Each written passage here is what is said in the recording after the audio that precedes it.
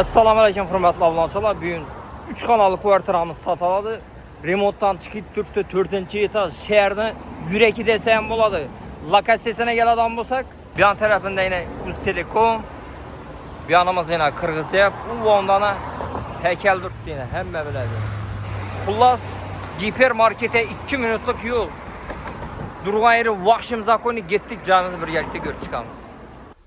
Öyümüzdən yetib gəldik. Abunəçilər, öyümüzdə yaxşı laviyeti var verəmiz. Öyümüzdə həmmə işləri bir xil rəsisi işikdən durubdu. Yanımızda vanna tuvaleti yenə dursa.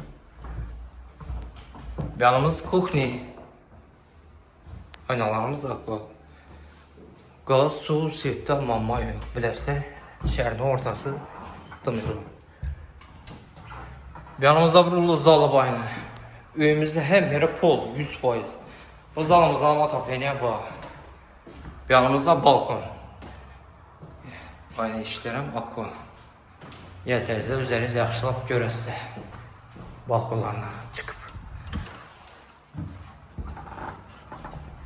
Tak.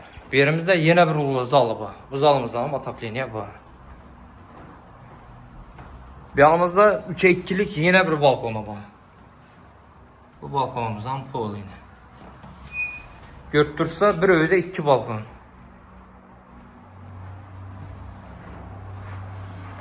Yanımızda bir ulu spalnisi var. Bu spalnimizdən atapleniyə bax.